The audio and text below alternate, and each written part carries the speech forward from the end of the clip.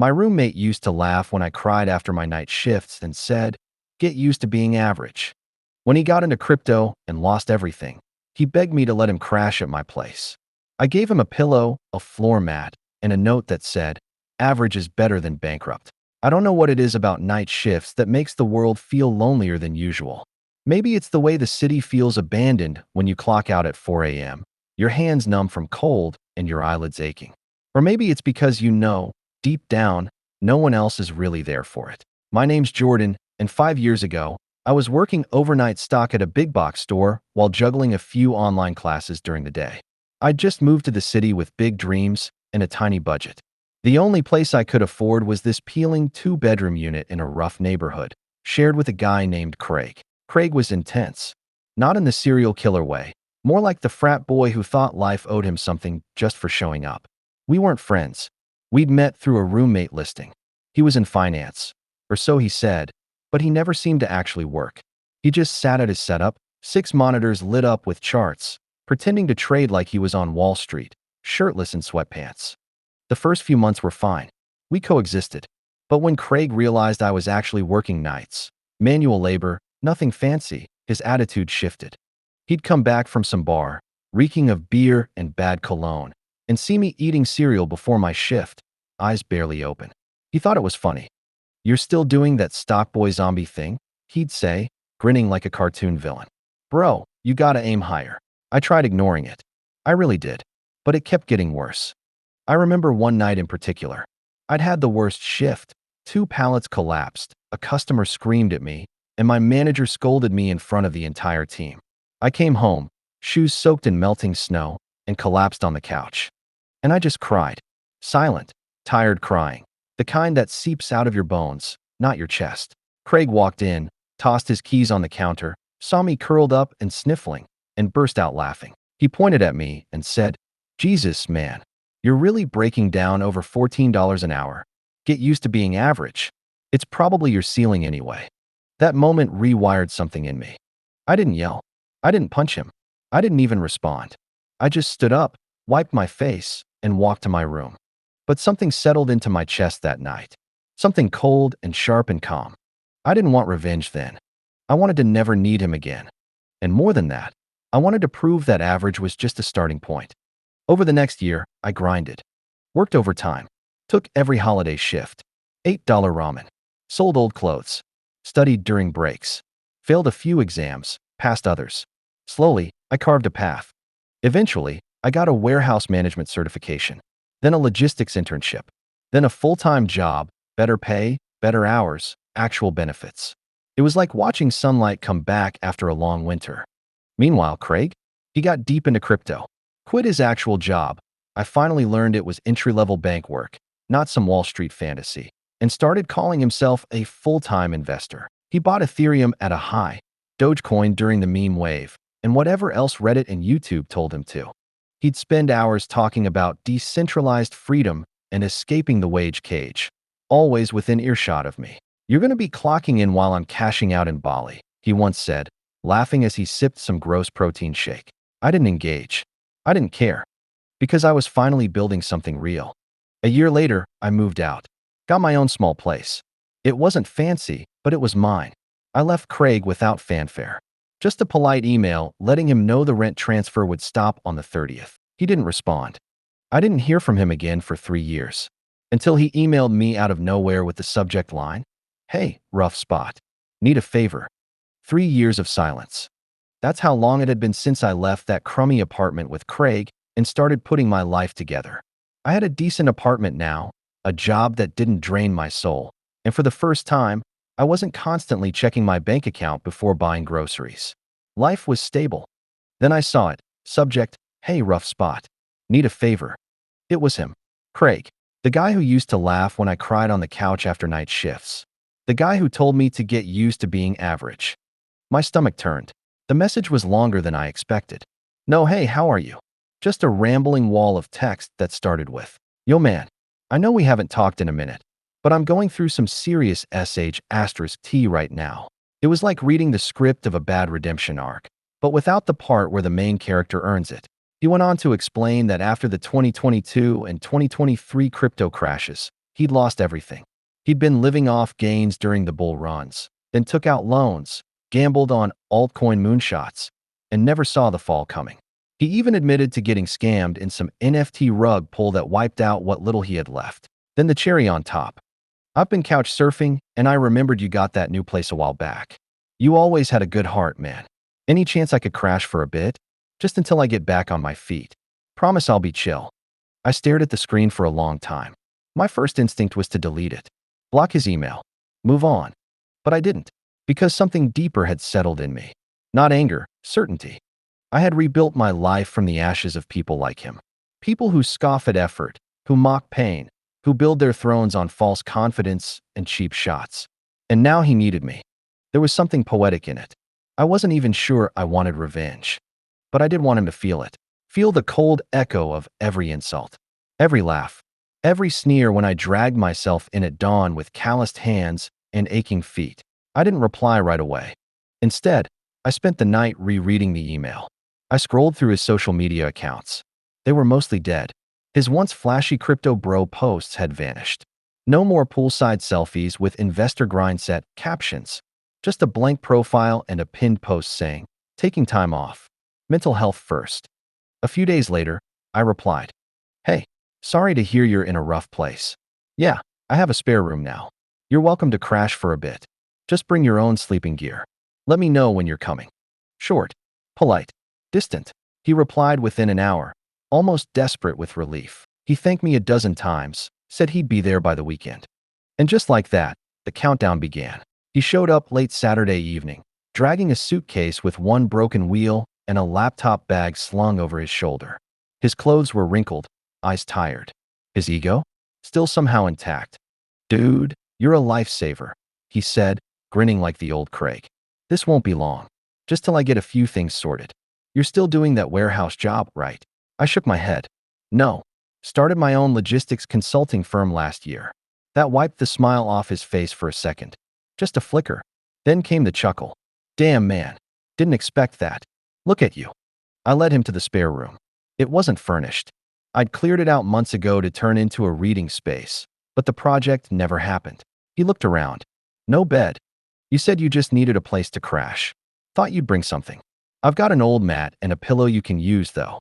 He gave me this tight-lipped smile, nodded, and said, "Cool, cool. Appreciate it." I handed him the mat, pillow, and a folded blanket. On top of the pillow was a note. He didn't open it right away. Just tossed everything onto the floor, pulled out his laptop, and asked for the Wi-Fi. "Guest accounts called still average," I said, without flinching. "Password is better than bankrupt." His jaw clenched. "Right? Funny."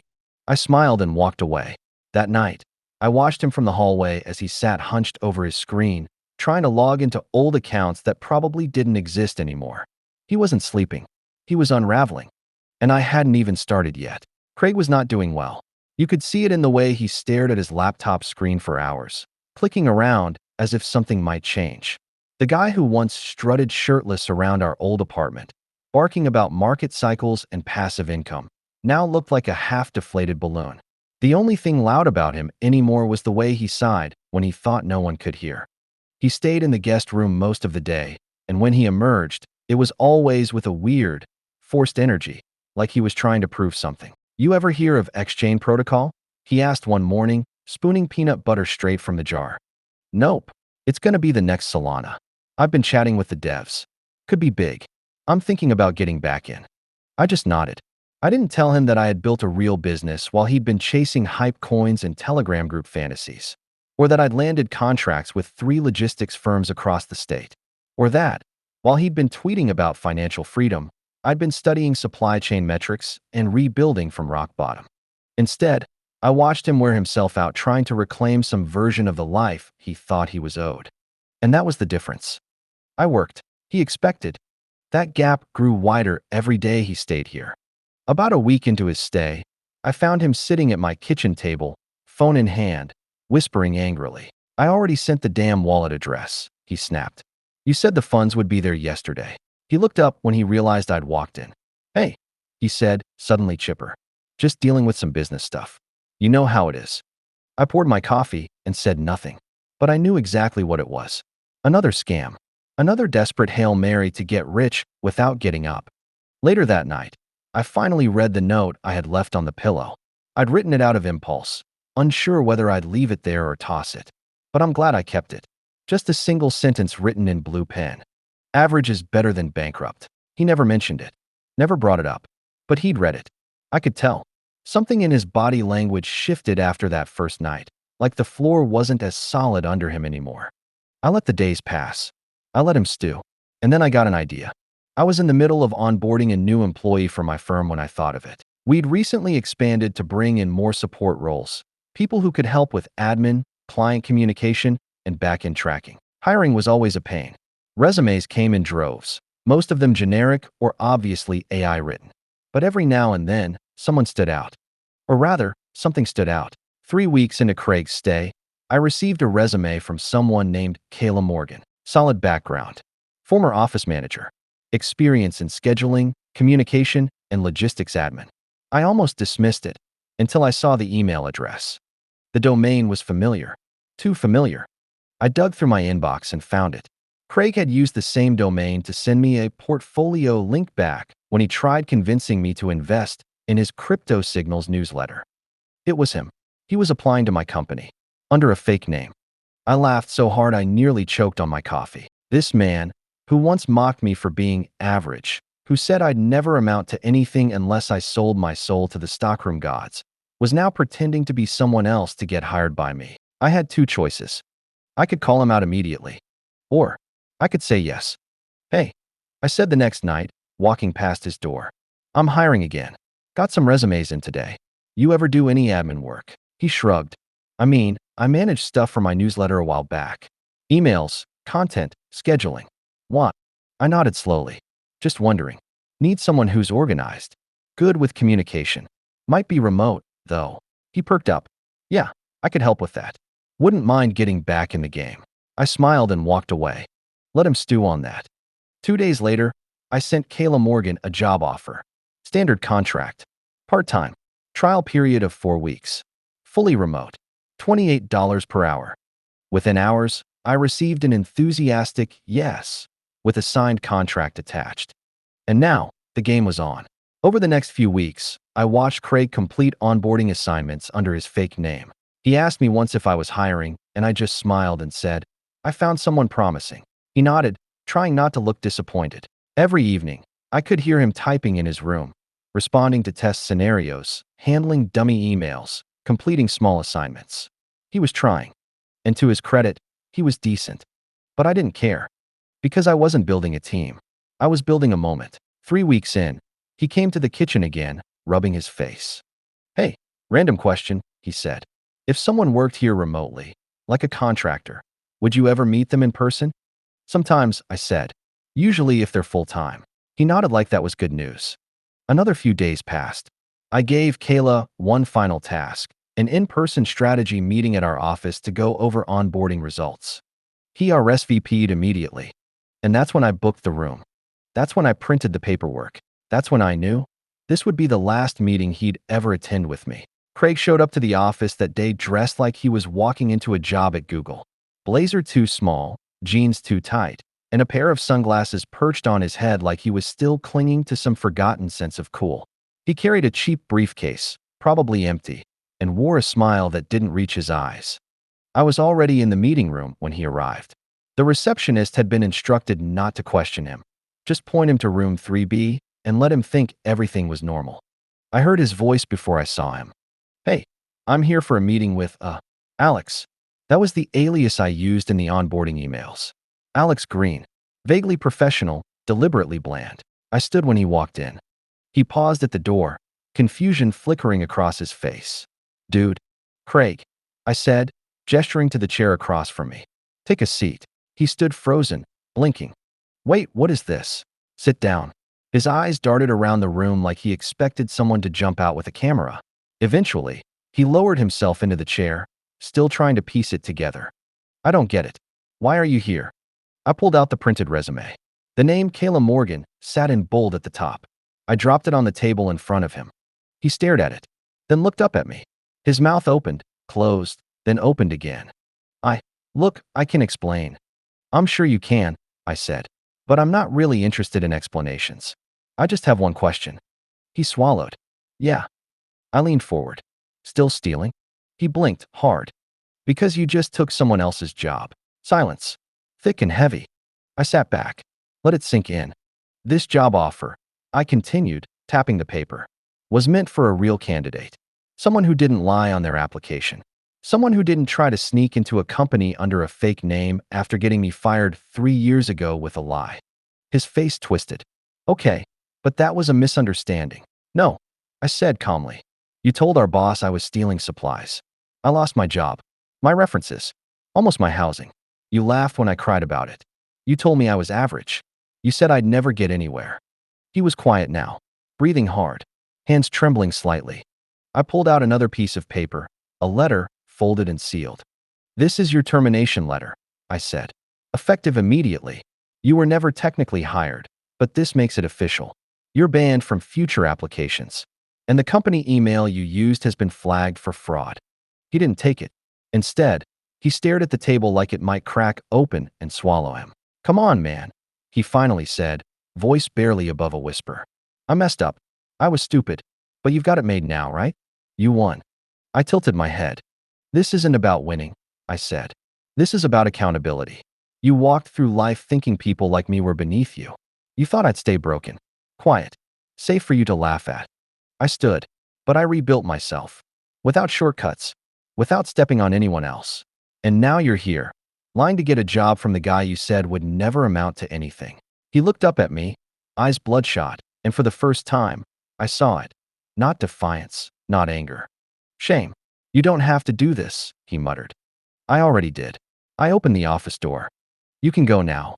He stood slowly, as if his legs didn't want to carry him. He glanced around one last time, like maybe he'd wake up from this. Then he walked out. No parting shot. No sarcasm. Just footsteps and a door closing. Later that night, he texted me. Guess I deserved that. You really waited for your moment, huh?